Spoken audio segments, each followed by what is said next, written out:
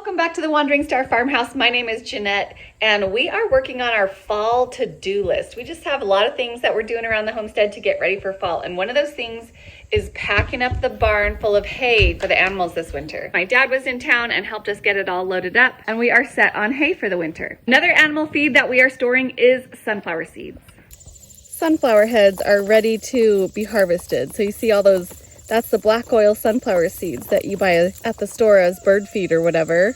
And it's really good. It's good for, I feed it to my cows, I feed it to my chickens. It's good for goats. But look at that one. The birds found it. The wild birds found it and ate it already. So that one is like empty. So with the sunflowers, you're gonna remove these blossoms just so that they can dry out easier. The blossoms will just be in the way of them drying. We put them in brown paper bags and hang them up, and these will just be a fun treat to throw out to the chickens in the middle of the winter when they're a little bit bored.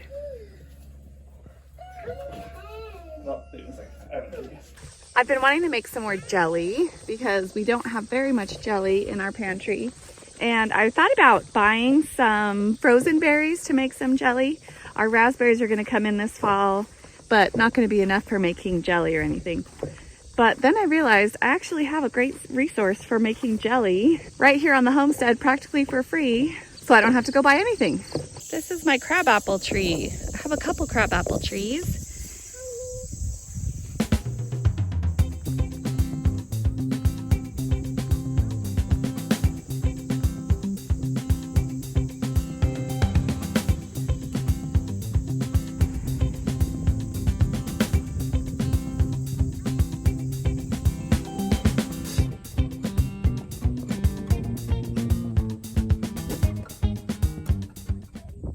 So I got a bunch of helpers to help me pick apples, and we made some crabapple jelly.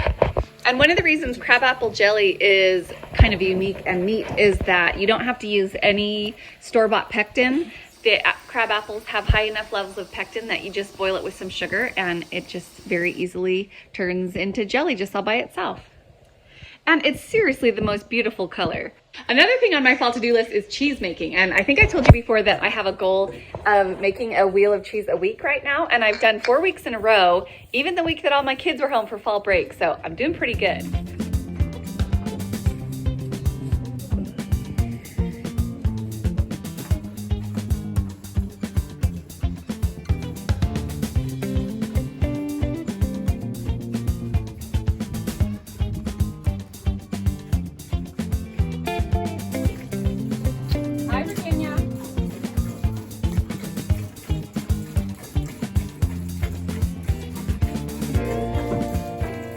Our new little kitten has finally discovered that it's fun to be in the barn with me when I'm milking. And I really love that because I miss our old kitty who used to come and milk with me every morning through the cold winter and keep me company. But I am dealing with a lot of milk in the kitchen at a time. And I have to say that it's okay to cry over spilled milk sometimes, especially when immediately after spilling the milk, you slip in it and fall. But mostly the cheese making is going well, and I've started using the clabber culture that I talked about instead of the purchasing the freeze-dried cultures, and they seem to be giving me consistent results. So I have a bunch of white wheels of cheese in my fridge. I want to get a little more adventurous and splash things up a little bit, so I made a pepper jack wheel of cheese. Now the animals of course benefit our farm in multiple ways besides just food, and so we have been clearing out the barn and spreading all the old hay all over the garden. And this is going to sit on the garden beds all winter and put a lot of nutrition into growing bigger and healthier produce next summer. We started to dig up our sweet potatoes. I kind of wanted to see how big they were getting because I've heard that sweet potatoes can get outrageously sized if left too long in the ground. Ours are definitely not outrageously sized, but they are a nice, good size. And so we've started curing these for Thanksgiving dinner, and then we will need to get to the rest a little bit later. All right, unfortunately for my kids, these bigger pumpkins are not gonna last long enough to carve at the end of the month. They've got some soft spots on them. I think I may have left them out in the sunshine a little too long after the vines had died back. I wasn't paying close attention to them. So they're developing some soft spots, and it is time to process them into food that we can eat. So the way that you make basically pumpkin puree like you would buy in a can is you start by chopping up the pumpkins and removing the seeds. Obviously the seeds can be saved for planting again next year. Sometimes my husband likes to just go and drop random piles of pumpkin seeds around our property and see if pumpkins happen to grow there next year. You want to place the pumpkin spices flush down onto some baking sheets or roasting sheets or 9x13 baking dishes and add a little bit of water. This is going to keep the pumpkin flesh from drying out too much. Then you're going to roast them in the oven at 425 degrees until basically a butter knife can slide through easily. That's how my mom always tested them to see if they were done. Then you can puree the pumpkin and pack it up in whatever size you want. I like 2-cup portions because that's what a pumpkin pie needs.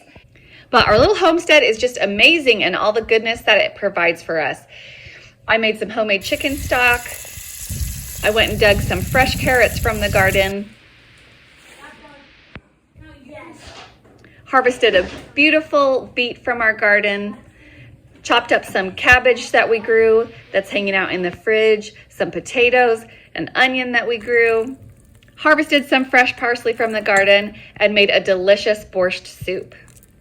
And there's just something so satisfying about making a meal completely from your own land. We've got a lot of more fall chores to do. We haven't finished up yet. We need to harvest the butternut squash and cure it, the rest of the sweet potatoes, dig up our carrots, not quite so many as last year, but it will be a good harvest as well. Need to do some more seed staving. We're also building a new chicken tractor for the field chickens for this winter. And we have some other exciting animal changes that we will be announcing soon as well. So please come back. If you want to check out our video of last year's amazing carrot harvest, click here.